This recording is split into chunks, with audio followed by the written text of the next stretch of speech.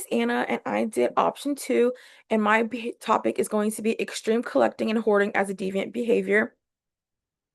So I chose this topic because it's recently been normalized and is understudied in sociology. The purpose of my analysis is to understand the influencing factors and problems of hoarding and how we as a society view it. So what's the difference between hoarding and collecting? Collecting is going to be a simple hobby for personal enjoyment, while hoarding is excessive collecting of items that becomes disorganized and cluttered. So, compulsive hoarding is going to be clutter that disrupts personal space by overconsumption. Extreme collecting is accumulation driven by impulse and obsession. And the distinction between the two is that collecting is going to be a harmless hobby, while hoarding becomes excessive and affects daily life. So, in the picture down in the right corner, I did like show the stages of how it starts. So, it starts off by collecting, and you can see that it's organized, it's minimal. And then cluttering, you see it gets a little messy. And the hoarding, it becomes extremely messy, disorganized, and there's just an overload. Some key findings that I did find was that about 2 to 6% of adults hoard, and it does peak in elderly age from ages 50 and above. Common demographics I found were that typically people who live alone and adults. Some influencing factors were economic instability, housing insecurity, attachment issues, mental health, traumas, and lack of social support. People typically hoard to get emotional comfort. Lines have blurred between social acceptance and social deviance. I do think it is hit or miss if you think that you agree with this or you disagree with this, and you can see it when people talk about minimalism and maximalism. In the little bar graph I have down below, I do have about how many people compulsively buy from your emerging adulthood, your early adulthood, and your middle adulthood. So technically, in your early adulthood, it is the most when you compulsively buy. And I did use labeling theory to support this. Deviance arises from social reactions to stigma, not from the act of collecting.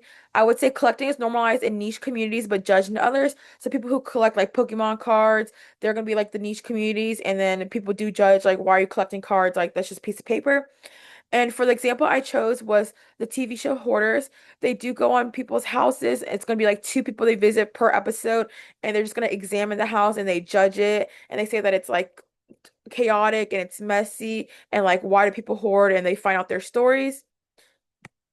And then some interpretations and implications. I will say loneliness and social isolation influence hoarding the most. People do find emotional comfort into collecting items, and by attaining more items, they feel better about themselves. And society enforces cleanliness and organization, and they do not support overconsumption, hence why this becomes a deviant behavior. Interventions and community support groups and increased mental health care can really provide comfort and help people who want to declutter their spaces and change.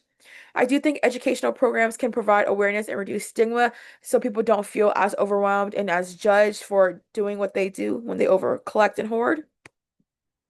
So visual representation I have are two little charts. In the bottom left, I found a survey where people were 1,000 people were asked if hoarding has affected their health. 45% of people said yes, and 55% of people said no. I will say it's going to be like a 10% difference. It's mostly even if hoarding has affected you.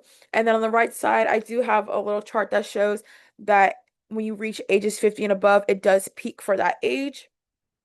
My conclusion is that hoarding challenges social norms around organization, cleanliness, and consumption. It is going to be socially constructed as a deviant behavior, but collecting does not inherently mean deviant. Labeling can cause hoarders to keep over collecting for emotional attachments, and people do label this hobby as abnormal. I think awareness and social support can reduce stigma and discomfort. These are my references list. Any questions, comments, or concerns? Thank you.